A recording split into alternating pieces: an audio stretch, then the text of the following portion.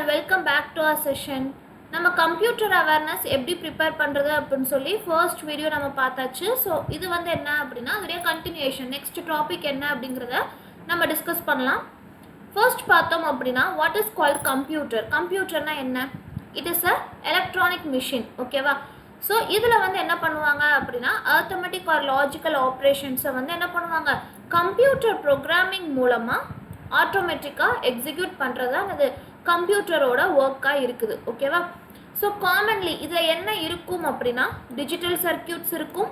So அந்த digital circuits வந்து இன்புட்டை அக்செப்ட் பண்ணிக்கிட்டு அதை ஸ்டோர் பண்ணி அவுட்புட்டை என்ன பண்ணுவாங்க, ஜென்ரேட் பண்ணும்.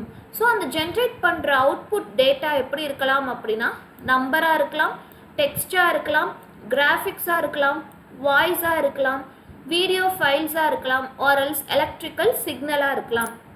ஸோ இதில் வந்து பார்த்தோன்னா என்ன பார்த்துருக்கோம், கம்ப்யூட்டர்னா என்ன, அது என்ன பண்ணும் அப்படிங்கிறத பார்த்துருக்கோம். ஸோ இதில் கொஸ்டின் ஏரியா அப்படின்னா என்ன பார்க்கலான்னா நமக்கு என்ன கேட்பாங்க, கம்ப்யூட்டர் வந்து என்ன ஆப்ரேஷன்ஸை அக்செப்ட் பண்ணிக்கும். So it can accept arithmetic and logical operations. ஓகேவா? ஸோ இது வந்து ஒரு கொஸ்டின் ஏரியா.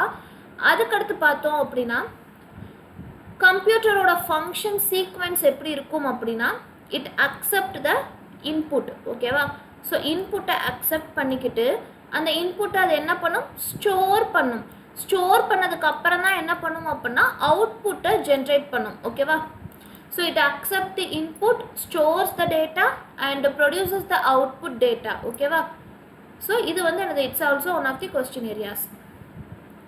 ஸோ இதெல்லாம் என்ன அப்படின்னா இதுவுமே நமக்கு கொஸ்டின் ஏரியாவில் கேட்குறது தான். ஃபாதர் ஆஃப் த கம்ப்யூட்டர் யாருன்னா இட்ஸ் சார்லஸ் பாப்பேஜ். ஓகேவா? Father of the modern computer, நார்மலாக ஃபாதர் ஆஃப் த கம்ப்யூட்டர் அப்படின்னு சொல்லி கேட்டாங்கன்னா it's Charles Babbage. Father of the modern computer அப்படின்னா இட்ஸ் அலன் டூரிங். ஓகேவா? பேசிக் ஆர்கிடெக்சர் ஆஃப் த கம்ப்யூட்டரை find out பண்ணது யார் அப்படின்னா ஜான் வயான் நியூமேன். அது மாதிரி ஃபர்ஸ்ட் ப்ரோக்ராமர் யார் அப்படின்னா லேடி ஆட்ரா லுவலே. ஃபர்ஸ்ட் எலக்ட்ரானிக் கம்ப்யூட்டர் வந்து எது அப்படின்னா it's ENIAC. First computer for the home user. ஓகேவா? ஸோ இது எது அப்படின்னா ஹோம் யூஸுக்காக கண்டுபிடிக்கப்பட்ட ஃபர்ஸ்ட் கம்ப்யூட்டர் எதுனா இட்ஸ் ஐபிஎம். எப்போ இன்ட்ரடியூஸ் பண்ணாங்க, 1981 இன்ட்ரடியூஸ் பண்ணாங்க. ஓகேவா? ஸோ இது வந்து எனக்கு it's important area that we should notice. Question ஏரியாவில் கண்டிப்பாக இந்த பாயிண்ட்ஸ்லேருந்து you will receive at least one question in exams. ஓகேவா? இப்போது கம்ப்யூட்டரோட ஜென்ரேஷன் எப்படி வந்து கம்ப்யூட்டரை கேட்டகரைஸ் பண்ணுறாங்க, எப்படி அதை இன்வென்ட் பண்ணாங்க. ஓகேவா? ஸோ யூஸ்வலாகவே கம்ப்யூட்டரோட ஜென்ரேஷன் அப்படின்னு சொல்லி பார்க்குறப்போ we can classify generation of computers into 5 category. 5 கேட்டகரியாக என்ன பண்ணலாம், ஃபர்ஸ்ட் ஜென்ரேஷனில் இருந்து 5th ஜென்ரேஷன் வரைக்கும் நம்ம என்ன செய்யலாம் அப்படின்னா கேட்டகரைஸ் பண்ணலாம் based on the invention of the computer and innovations developed in the computer. First ஜென்ரேஷனோட பீரியட் பார்த்துக்கிட்டோம் அப்படின்னா 1946 இருந்து 59 வரைக்கும் இம்பார்ட்டண்ட்டான பாயிண்ட்.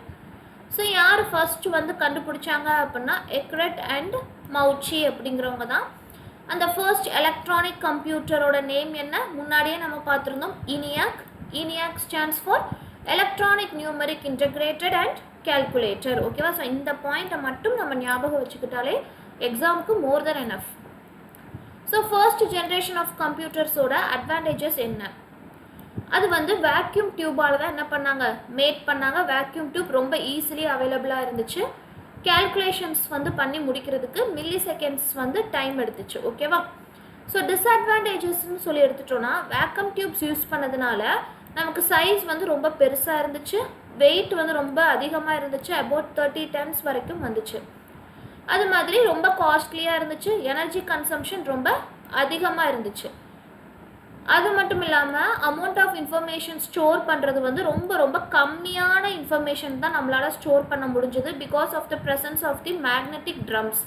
மேக்னெட்டிக் ட்ரம்ஸ் யூஸ் பண்ணதுனால அதில் என்ன பண்ண முடிஞ்சது, அதோடைய கெப்பாசிட்டி ரொம்ப கம்மி, மெமரி கெப்பாசிட்டி. ஸோ கம்மியாக தான் என்ன பண்ணோம் அப்படின்னா நம்ம வந்து ஸ்டோர் பண்ணோம். இப்போ செகண்ட் ஜென்ரேஷன் அப்படின்னு சொல்லி எடுத்துட்டோம்னா இந்த பீரியடில் தான் என்னது செகண்ட் ஜென்ரேஷன் ஆஃப் கம்ப்யூட்டர்ஸோட பீரியட்னு சொல்கிறாங்க. That is 1959 to 65. இதில் என்ன பண்ணாங்கன்னா என்ன சேஞ்சஸ் கொண்டு வந்தாங்க, வேக்யூம் டியூப்ஸ்க்கு பதிலாக அவங்க என்ன யூஸ் பண்ணாங்க, டிரான்சிஸ்டர்ஸ் யூஸ் பண்ணாங்க. ஸோ இதெல்லாம் என்ன அப்படின்னா செகண்ட் ஜென்ரேஷன் கம்ப்யூட்டர்ஸோட example. Honeywell, IBM, CDC, UNIVAC இதெல்லாம் என்னதுன்னா செகண்ட் ஜென்ரேஷன் கம்ப்யூட்டர்ஸோட எக்ஸாம்பிள்ஸ். இந்த இயர் வந்து ரொம்ப இம்பார்ட்டண்ட். என்ன யூஸ் பண்ணாங்க, வேக்யூம் டியூப்ஸ்க்கு பதிலாக டிரான்சிஸ்டர்ஸ் யூஸ் பண்ணாங்க. இதோட அட்வான்டேஜஸ் அப்படின்னு சொல்லி பார்த்துட்டோன்னா, இப்போது வேக்யூம் டியூப்ஸ் யூஸ் பண்ணதுனால சைஸ் வந்து ரொம்ப பெருசாக இருந்துச்சு.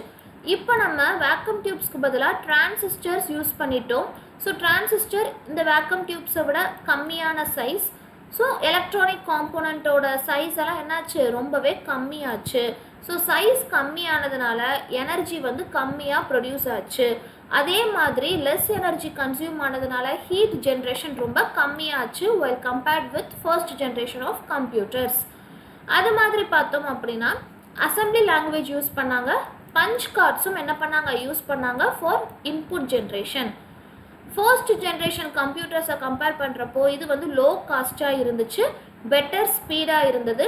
மில்லி செகண்டில் நமக்கு ஆன்சர் கிடச்சிது. இப்போ மைக்ரோ செகண்டில் ஆன்சர் கிடைக்க ஆரம்பிச்சது. ஓகேவா? So these are all the advantages. And coming to disadvantages, இதுக்கு வந்து என்ன தேவைப்பட்டதுன்னா, since we are using transistors it required cooling system and also the constant maintenance was required. So இது ரெண்டுமே எனக்கு மிகப்பெரிய டிஸ்அட்வான்டேஜாக பார்க்கப்பட்டது. எல்லாத்துக்கும் நம்மளால் யூஸ் பண்ண முடியலை. It is designed for a specific purpose. அடிஷன்னா அடிஷன் மட்டும், சப்ராக்ஷனா சப்ராக்ஷன் மட்டும். அந்த மாதிரி என்ன பண்ணாங்க, ஸ்பெசிஃபிக் பர்பஸ்க்கு தான் யூஸ் பண்ணாங்க. Now coming to third generation of computers, the time period is 1965 to 1971. Instead of transistors, they used ICs, integrated circuits. Important point. IC வந்து யார் கண்டுபிடிச்சாங்க அப்படின்னா it's Robert Noyce and Jack Kilby in the period of 1958 to 59. ஓகேவா? So ஐசினா என்ன அப்படின்னா it's a collection of transistors. அதுதான் என்னது ஐசி. இதுக்கு எக்ஸாம்பிள் பார்த்தோன்னா பிடிபி, ஐசிஎல் 2900, ஐபிஎம் 360. அட்வான்டேஜஸ் அப்படின்னு சொல்லி எடுத்துட்டோன்னா, since we are using ICs it is cheaper than second generation computers and also more fast and reliable. ஓகேவா? ஐசி வந்து ரொம்ப ரொம்ப ஸ்மாலாக இருந்துச்சு. ஸ்மாலாக இருந்ததுனால கம்ப்யூட்டரோட சைஸ் ரெடியூஸ் ஆச்சு. ஐசி வந்து என்ன பண்ணலை, அந்த கம்ப்யூட்டரோட சைஸை வந்து ரெடியூஸ் மட்டும் பண்ணலை, but also it improve the performance of the computer while compared with the first and second generation computers. First and second ஜென்ரேஷனை கம்பேர் பண்ணுறப்போ ஐசி வந்து என்ன பண்ணல, சைஸை மட்டும் குறைக்கலை, but it also improve the performance of the computers. ஓகேவா? அது மாதிரி இந்த ஜென்ரேஷன் ஆஃப் கம்ப்யூட்டர்ஸ் கிட்ட என்ன இருந்துச்சுன்னா ஸ்டோரேஜ் கெப்பாசிட்டி ரொம்ப அதிகமாக இருந்துச்சு. So coming to the disadvantages, ஒரு இதில் ரொம்ப பாசிட்டிவ்ஸ் இருந்தால் obviously it will have the negatives as well. So IC chips maintain பண்ணுறதுக்கு வந்து ரொம்ப டிஃபிகல்ட்டாக இருந்தது. அது மட்டும் இல்லாமல் ஐசி சிப்ஸை மேனுஃபேக்சர் பண்ணுறதுக்கு வந்து ரொம்ப சொஃபிஸ்டிகேட்டட் டெக்னாலஜிஸ் வந்து தேவைப்பட்டுச்சு. ஓகேவா? Coming to fourth generation, the time period is between 1971 to 1980. Instead of ICs, they used microprocessors. ஓகேவா? எக்ஸாம்பிள் வந்து IBM 4341. இதோட அட்வான்டேஜஸ் என்ன அப்படின்னா, எல்லா ஜென்ரேஷன் ஆஃப் கம்ப்யூட்டரோட மெயின் அட்வான்டேஜ் என்ன, சைஸை குறைக்கணும், கம்ப்யூட்டேஷனை வந்து ஃபாஸ்ட் ஆக்கணும். ஓகேவா? இதில் ஹீட் ஜென்ரேட்டர் வந்து நெக்லிஜிபிளாக தான் இருந்துச்சு. மித்த ஜென்ரேஷன் ஆஃப் கம்ப்யூட்டர்ஸை கம்பேர் பண்ணுறப்போ சைஸ் ரொம்ப ஸ்மாலராக இருந்துச்சு. டிஸ்அட்வான்டேஜஸ் அப்படின்னா அதே தான். இதை வந்து டிசைன் அண்ட் ஃபேப்ரிகேஷன் பண்ணுறது வந்து ரொம்ப காம்ப்ளெக்ஸாக இருந்துச்சு. இப்போ நமக்கு வேக்யூம் டியூப்ஸை கம்பேர் பண்ணுறப்போ டிரான்சிஸ்டரோட டிசைன் அண்ட் ஃபேப்ரிகேஷன் கஷ்டமாக இருந்தது. டிரான்சிஸ்டர்ஸ்லேருந்து ஐசிஸ் வர்றப்போ அது கஷ்டமாக இருந்தது. இப்போ ஐசிஸ்லேருந்து மைக்ரோ ப்ராசஸர் கொண்டு வர்றப்போ அதோடைய டிசைன் அண்ட் ஃபேப்ரிகேஷன் ரொம்ப ரொம்ப டிஃபிகல்ட்டிங்காக இருந்துச்சு. அது மாதிரி நிறைய ஐசிஸ் யூஸ் பண்ணதுனால it generate more heat. So அதை குறைக்கிறதுக்கு வந்து நமக்கு ஏர் கண்டிஷனிங் வந்து தேவைப்பட்டுச்சு. ஓகேவா? Coming to the fifth generation, 1980 இருந்து இப்போ வரைக்கும் நம்ம யூஸ் பண்ணுற கம்ப்யூட்டர்ஸை ஃபிஃப்த் ஜென்ரேஷன் ஆஃப் கம்ப்யூட்டர்ஸ் கேட்டகரிக்கு கீழே வைக்கிறாங்க. இந்த ஜென்ரேஷன் வந்து based on obviously artificial intelligence. ULSI technology வந்து என்ன பண்ணுறாங்க, யூஸ் பண்ணுறாங்க. ULSI it is ultra large scale integration.